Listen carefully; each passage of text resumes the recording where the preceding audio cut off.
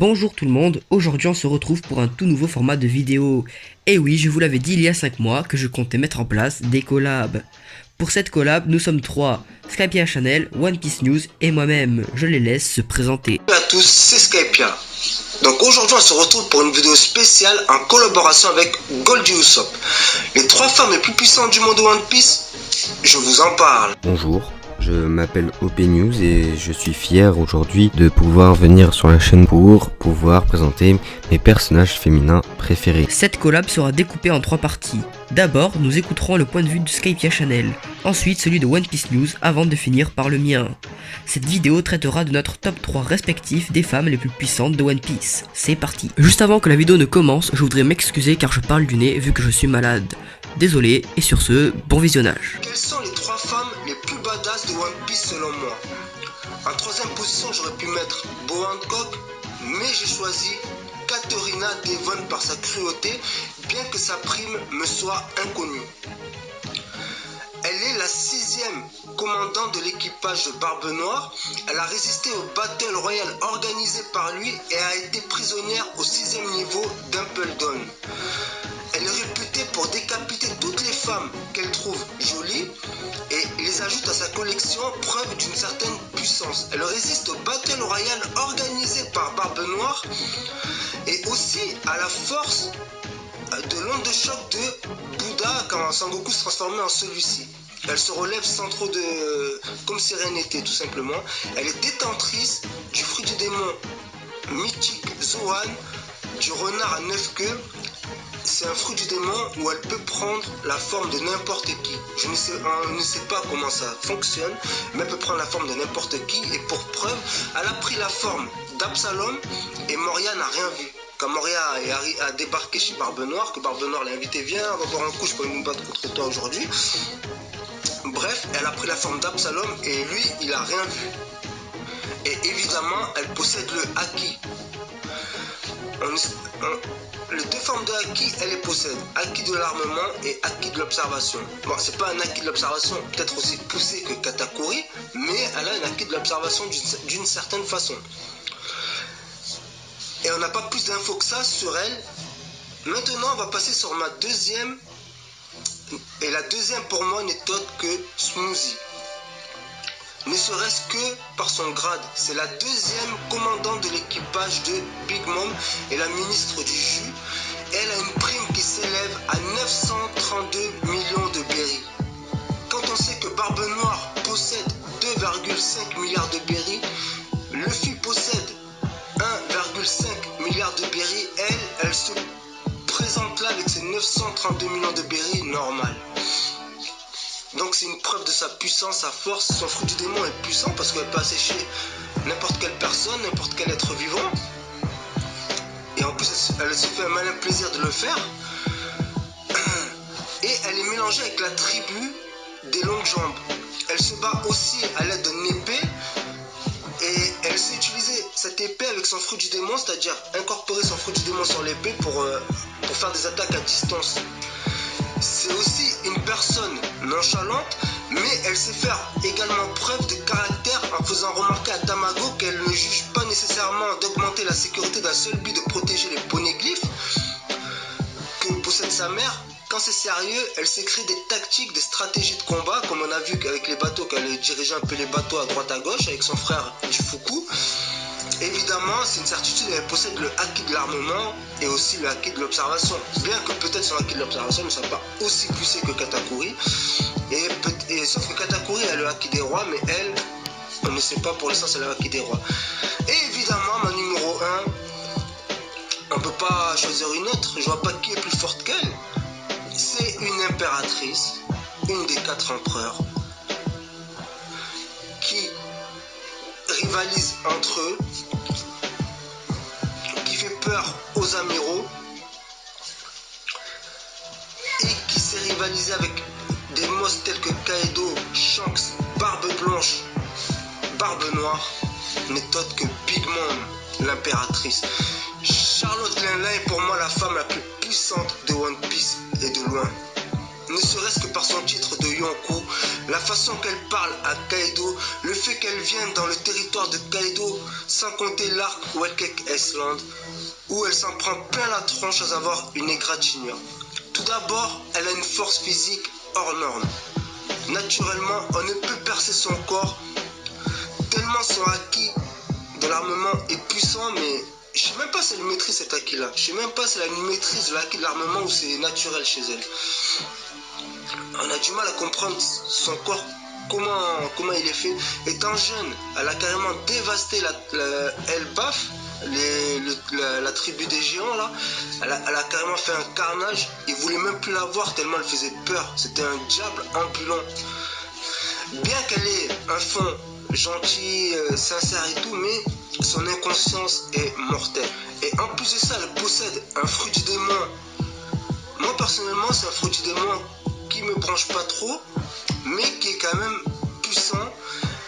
Elle peut tuer toutes les personnes qui ont peur d'elle, et Dieu sait combien il y a de gens qui ont peur d'elle. Elle peut prendre l'âme des personnes, les mettre dans des objets. Elle peut prendre son âme, elle les mettre dans des objets. Elle peut faire un peu tout ce qu'elle veut avec ce fruit-là. Elle peut faire chanter les objets, les faire avancer à sa guise. Elle peut faire pas mal de choses. Et en plus, elle a un caractère complètement folle et inconsciente. Et c'est ça qui la rend très très dangereuse. C'est pas quand elle est consciente, c'est quand son caractère devient fou. Elle est vraiment dangereuse, elle fait des massacres. Que pour de la nourriture. Même ses enfants la craignent. Voilà pour moi les 3 femmes les plus badass de One Piece. Merci Goldie Passion et le reste du groupe. Tous les amis. On commence avec Nami. Nami est la navigatrice de l'équipage au chapeau de paille. C'est un personnage très important, puisque sans elle, les Mugiwara ne pourraient pas naviguer. Elle est apparue pour la première fois pendant l'arc Baggy. Voilà. Elle rejoindra officiellement l'équipage des chapeaux de paille pendant l'arc Arlong Park. Et que dire de plus, elle se bat avec un Climattack. Elle a une prime assez élevée. Parce que 66 millions de berries, c'est quand même une prime assez élevée. Et donc, voilà, Nami, pourquoi j'aime personnellement Nami, puisque c'est un personnage que je trouve hyper attachant. Et un personnage qui a de bonnes attaques, qui a du potentiel, qui est vachement intelligent, et qui permet aux Mugiwara d'avancer d'île en île, grâce au Log Boss qu'elle possède. Et donc voilà, au niveau des combats, Nami s'en sort plutôt pas mal, se bat plutôt très bien. Pour le moment, elle a gagné tous ses combats, on va pas se le mytho. Et bien évidemment, son rêve, le rêve de Nami, parce que franchement, elle a un rêve qui est plutôt cool, je trouve, c'est de pouvoir cartographier le monde de One Piece en entier. Voilà. J'espère qu'elle y arrivera, c'est bien parti je pense, vu comme l'équipage avance, vu comme ça avance en fait, point. Et j'espère qu'elle réalisera son projet, son rêve. Nous pouvons passer au deuxième personnage féminin de One Piece que je préfère, qui est Vivi. Le deuxième personnage féminin que je préfère, c'est Vivi. Ouais. Pourquoi je préfère Vivi et pourquoi je la mets en deuxième position ? Tout simplement parce que Vivi est un personnage que je trouve très important. C'est un personnage qui a failli faire partie des Mugiwara et qui fait partie des Mugiwara au niveau psychologiquement parlant, ce que je veux dire. Donc voilà. C'est un personnage qui m'a beaucoup ému aussi. Et donc Vivi est la princesse d'Alabasta, voilà, et elle s'occupe de gérer le royaume, voilà. Merci Open News, t'es vraiment un mec trop fort. Non mais plus sérieusement, Vivi, on l'a découvert pendant l'arc Alabasta, auparavant, dès l'arc Little Garden, si je dis pas de bêtises, voire même peut-être avant, à Whiskey Peak. Mais du coup oui, voilà, ça a duré une dizaine de tomes, même une douzaine de tomes même, où on continue l'aventure avec Vivi, et Vivi faisait même partie de l'équipage des Mugiwara, elle avait son propre combat, et puis son charisme tout court est impressionnant, et il est présent, surtout quand elle crie en haut de l'horloge, je trouve ça vraiment beau, et émotionnellement parlant, je trouve ça fort. Donc voilà, pour moi Vivi mérite totalement cette deuxième place du meilleur personnage féminin. Voilà, on peut maintenant passer au troisième et dernier personnage féminin. Et le troisième et dernier personnage féminin que je vais choisir, c'est Dr. Kureha. Voilà. Dr. Kureha, alors pourquoi je la mets là? Déjà, qui est Dr. Kureha? Bon, je pense que vous l'avez vu, elle apparaît dans l'arc Drum.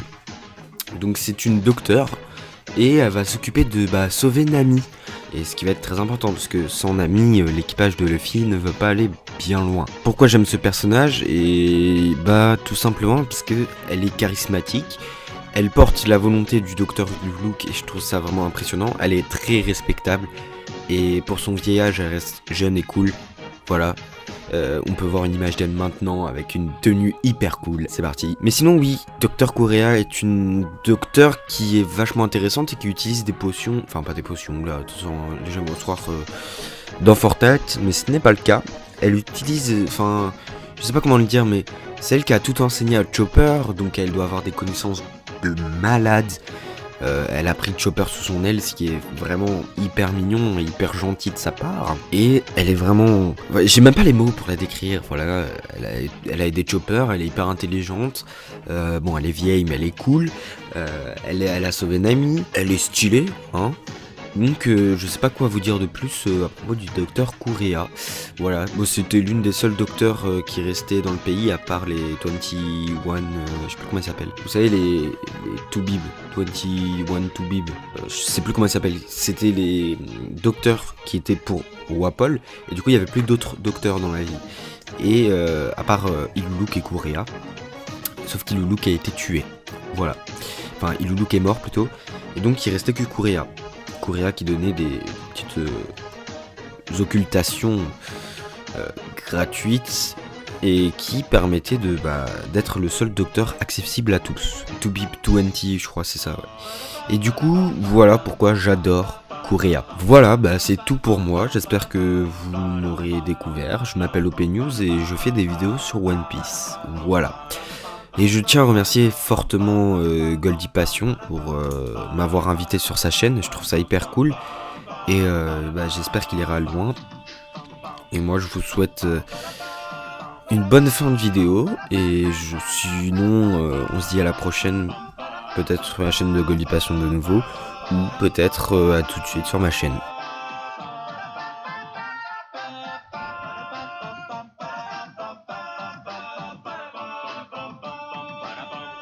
Nami est la navigatrice de l'équipage des Mugiwara, l'équipage du futur roi des pirates. Elle possède un don météorologique qui lui permet de ressentir les courants aériens et sous-marins, mais également de prévoir des événements météorologiques à l'avance, même sur Grand Line.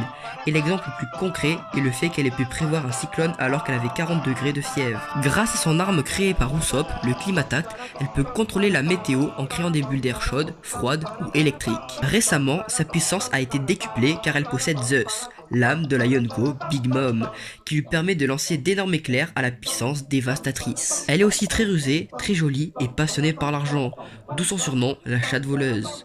Elle a une prime actuelle de 66 millions de berries. Malgré sa faible prime, je la considère comme très puissante et très sous-estimée, sûrement due à son apparence. Mais n'oublions pas qu'elle possède une arme très puissante et inconnue du monde de One Piece, qui est renforcée par les Dials, une technologie de l'île céleste de Skypiea, une technologie qui est donc inconnue sur la mer Bleue. Bref, tout ça pour dire que je considère Nami comme très puissante.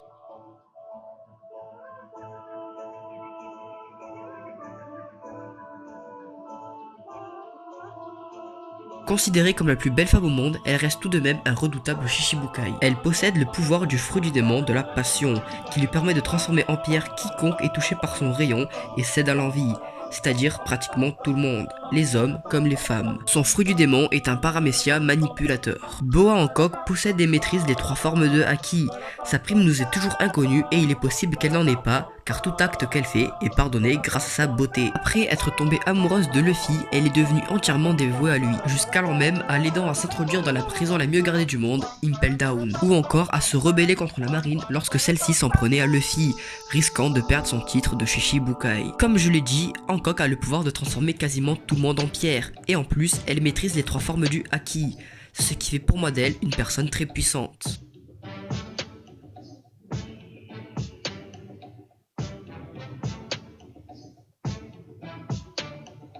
Eiza est une enfant qui provient de la tribu des Shanja, elle est donc originaire des cieux. Eiza possède un grand courage, une immense loyauté envers sa tribu et maîtrise le mantra. Le mantra est la façon dont les célestes nomment le haki de l'observation. Son mantra est d'un très haut niveau, d'autant plus qu'elle est la personne connue la plus jeune à maîtriser une forme du haki. Si elle n'est pas dans ce top, c'est également à cause de ça. Son âge. Et oui, Eiza est une enfant, et donc ses pouvoirs vont grandement s'améliorer.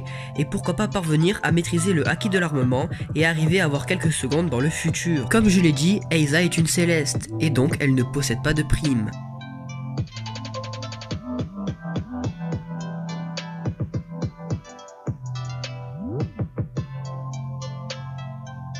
Sans surprise, le top 1 revient à la femme la plus puissante du monde, Charlotte Lalin, alias Big Mom. Elle fait partie des Yonko, et donc fait partie des plus puissants pirates au monde. Cela est dû à sa peau ultra résistante et à son fruit du démon.